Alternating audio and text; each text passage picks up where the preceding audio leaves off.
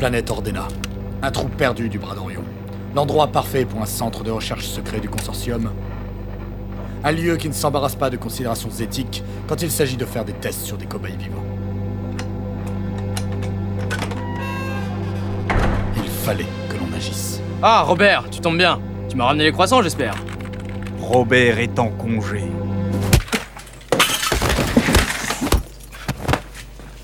Bon allez, rejoins Slexno et trouvez-moi ces cobayes.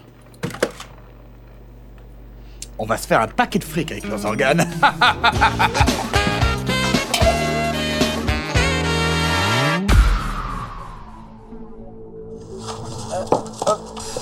Voilà, parfait. Bonjour citoyennes et citoyens, vous avez été nombreuses et nombreux à le demander, on va enfin parler de séries sur cette chaîne. Et pas n'importe laquelle, car il s'agit de l'adaptation d'un des meilleurs romans de SF que j'ai lu ces 15 dernières années. Je veux évidemment parler de Carbone Modifié, ou plutôt Altered Carbon, car c'est le titre que je vais donner à cette vidéo, sinon la majorité d'entre vous n'aurait absolument pas cliqué dessus. Je vous en avais parlé sur les réseaux sociaux, mais aussi sur YouTube. Il se trouve que j'avais déjà écrit un épisode sur Carbone Modifié le livre, mais étrangement je n'étais pas au courant qu'une série était apparue, puisque c'est une chose que les Xarlax ont effacée lors de leur annexion de la Terre. Du coup, il n'y avait pas grand intérêt à sortir un épisode uniquement sur le livre, sans faire mention de la série. Pour être clair, je ne parlerai dans un premier temps que du livre, puis nous aborderons cette adaptation, et nous verrons si elle fait honneur ou non au matériau de base. Carbone Modifié est un roman de Richard Morgan paru en 2002. C'est une des œuvres phares de post-cyberpunk du début du XXIe siècle. Alors je ne vais pas rentrer dans le détail de ce qu'est le post-cyberpunk, mais sachez que la différence fondamentale avec le cyberpunk classique, c'est qu'on y représente en général des personnages qui font partie intégrante de la société, et qui des fois même la défendent. Et celle-ci n'est pas forcément anti-utopique ou dystopique. Enfin, peut-être le plus important, le transhumanisme y est moins représenté par des modifications corporelles mécaniques que par les nanotechnologies ou la biomécanique, qui y seront davantage mises en avant. Perso, j'ai toujours trouvé que Carbone Modifié c'était plutôt du cyberpunk que du post, mais c'est un débat que nous n'aurons pas aujourd'hui, donc passons. L'univers est extrêmement varié, mais a été marqué par un événement fondamental. En 2098, une expédition découvre sur Mars les ruines d'une ancienne civilisation galactique qu'ils nommeront tout simplement les Martiens. Cette découverte donnera à l'humanité de nombreuses avancées technologiques qui leur permettra de s'étendre dans les étoiles. Le récit se déroule des centaines d'années plus tard, la société humaine est dirigée par le protectorat des Nations Unies et elle s'est profondément transformée. La mort y est devenue presque impossible puisque la personnalité et les souvenirs d'une personne peuvent être numérisés dans une pile corticale située à la base du cou. De fait, lorsque votre corps meurt, il suffit de transférer cette pile dans une nouvelle enveloppe. Le seul moyen de tuer définitivement quelqu'un est donc de détruire sa pile. De fait, le livre aborde de nombreux thèmes découlant de cette transformation majeure. Notre corps nous appartient-il? Quid du concept d'âme ou de notre essence? Peut-on encore être qualifié d'humain alors que l'on est immortel? Quels sont les effets de cette immortalité sur notre psyché? À quel point la notion même de moralité aura évolué? Quelles sont les nouvelles inégalités sociales que cela peut créer, puisque les plus riches peuvent perpétuellement se payer de nouvelles enveloppes corporelles, ce qui n'est pas le cas des plus pauvres, etc., etc. On y suivra l'aventure de Takeshi Kovacs, natif de la planète Arlan, qui, comme le nom de notre héros l'indique, fut colonisé par des Japonais et des Slaves. Après une adolescence passée chez les Yakuza, Takeshi deviendra un soldat des corps diplomatiques, ou Diplo pour les intimes. La force d'élite du protectorat. Et là, je vois que ceux qui n'ont vu que la série lèvent déjà un sourcil. Dans l'univers du livre, les Diplos sont considérés comme la force la plus dangereuse de la galaxie, destinée à écraser n'importe quel conflit ou insurrection. Des soldats triés sur le volet, possédant des capacités physiques et cognitives supérieures, entraînés à s'adapter à toutes les situations et dont on a supprimé toutes les barrières et limitations des instincts de violence. En gros, quand Takeshi dit qu'il est un ancien Diplo, tout le monde redescend de 8 étages et ferme sa gueule. Immédiatement. Mais c'est suite à son déploiement sur la planète Sharia lors d'un soulèvement populaire et la boucherie qui en suivra qu'il décidera de quitter les corps diplomatiques et qu'il mènera une vie de mercenaire. Triple sornette, on les trouve pas vos cobayes. Non, je vous ai tout donné pour trouver, les plans, les numéros de cellules, tout. Oui, bah ça doit être les cuisines, hein, parce qu'il y a des légumes partout. Des putains de milliers de légumes partout. Mais j'en sais rien, t'as qu'à utiliser toutes ces merdes pour trouver, ça t'évitera de bouger ton cul. Et vous faites quoi? Moi j'ai quelque chose à faire.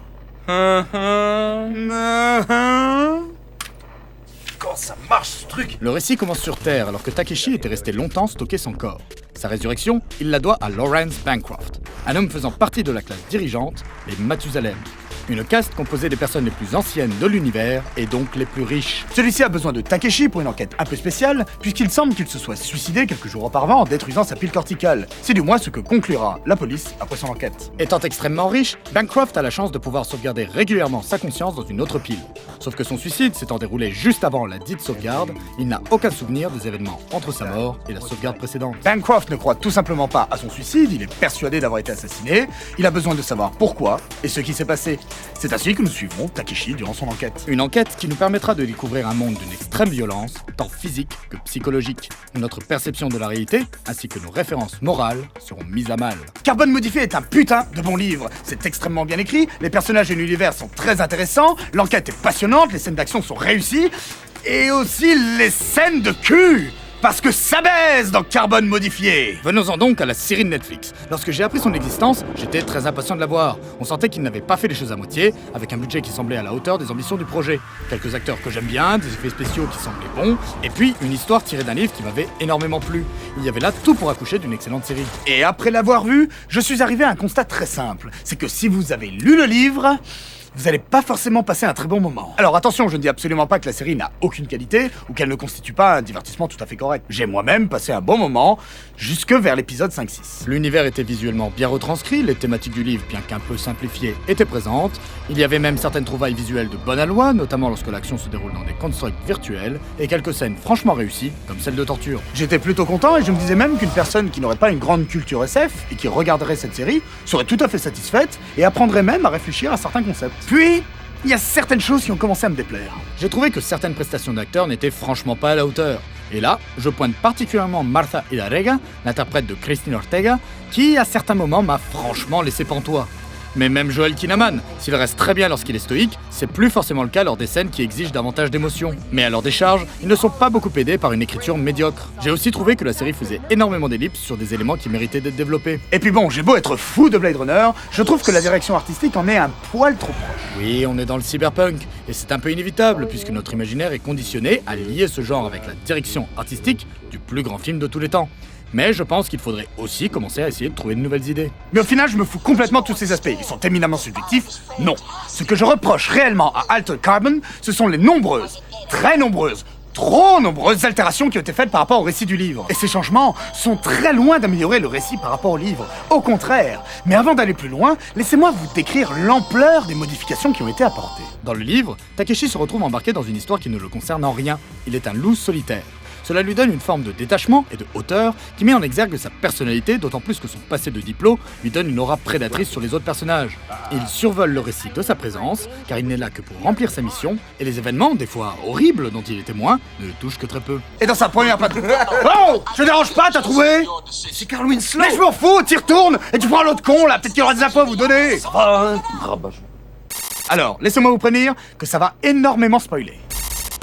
Takeshi n'a pas de sœur, et n'en a jamais eu. Et à partir de là, si vous avez vu tous les épisodes, vous comprendrez aisément l'ampleur des modifications qui ont été apportées au récit du livre. Déjà, le personnage du Takeshi originel a tout simplement été séparé en deux personnages distincts. Car le Takeshi de la série et sa sœur, Raylene Kanawahara, se sont partagés le passé du personnage. Pourquoi donc?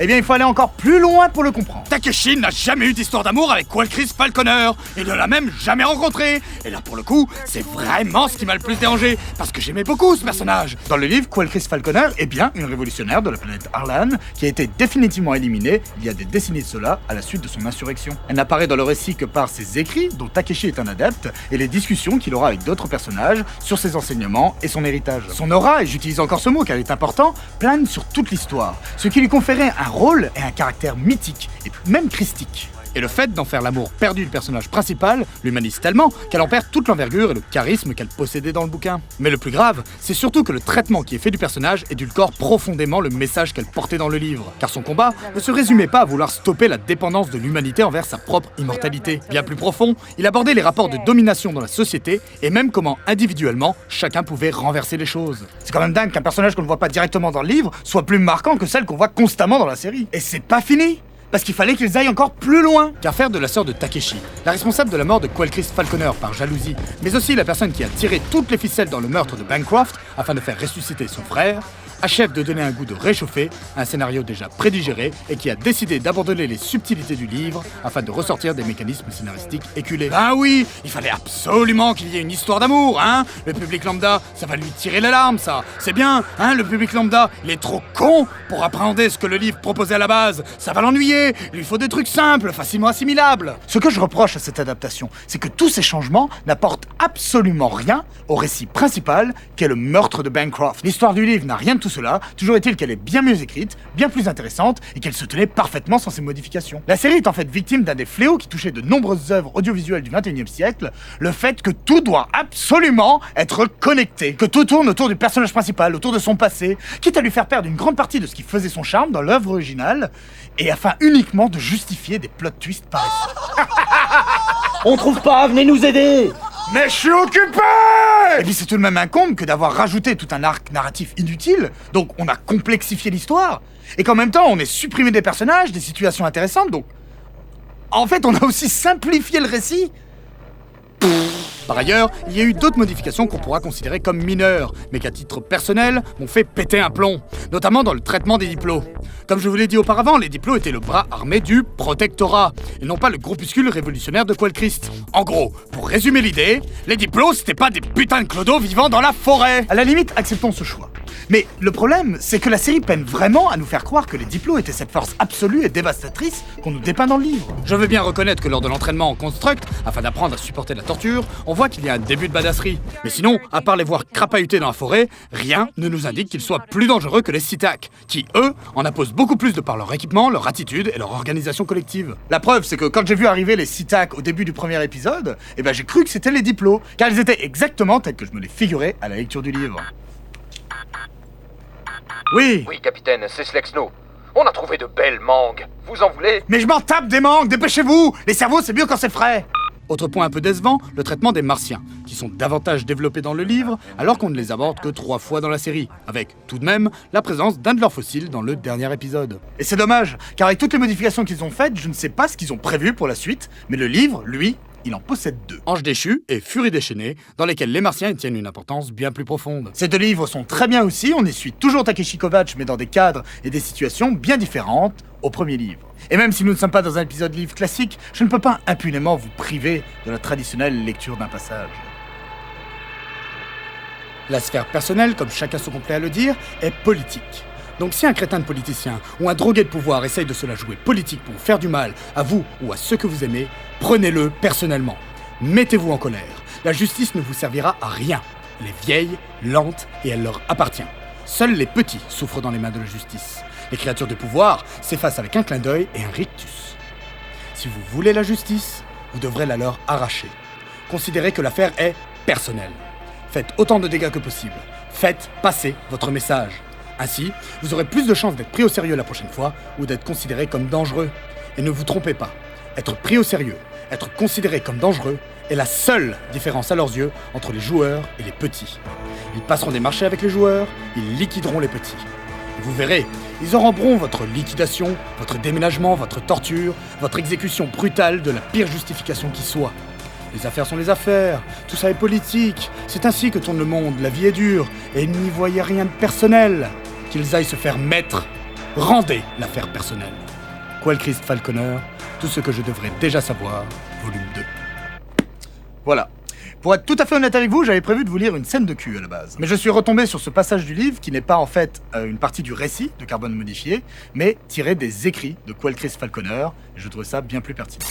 Altered Carbon est une série qui, malgré de vraies qualités, souffre clairement de la comparaison avec le livre dont elle est tirée. Une histoire modifiée inutilement, moins bien écrite, qui cherche à jouer sur des mécanismes scénaristiques éculés, des personnages modifiés ou rajoutés dans le seul but d'appuyer une stratégie de nivellement par le bas. Et au final, une série qui laisse une impression d'inachevé. Et j'aimerais pouvoir dire que cette impression ne sera ressentie que par celles et ceux qui ont lu le livre.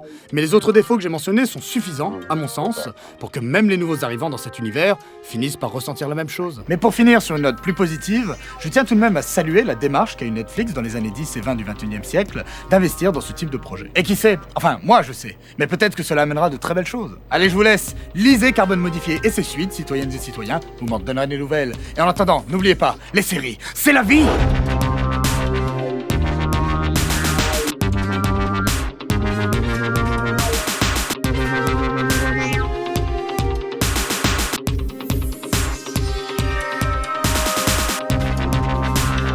Ah, mais ils sont où ces enfants de cobayes, merde! Capitaine, on n'est pas au bon endroit. Mais qu'est-ce que tu racontes? Il vient de me dire qu'on est dans une coopérative agricole autogérée bio et développement durable. C'est des conneries! T'as bien vu qu'il y a des gens dans les cuves? C'est quoi ces images là? Il y a des expériences interdites! Les techniques agricoles ont évolué. Qu'est-ce qu'il raconte lui? Tenez un palpanoin, notre plus grande richesse. Maintenant partez. Ça, c'est un chou frisé. Non, c'est un palpanois. Ma famille est morte pour cultiver. Pourquoi il gueule lui aussi? Elles sont où mes mangues?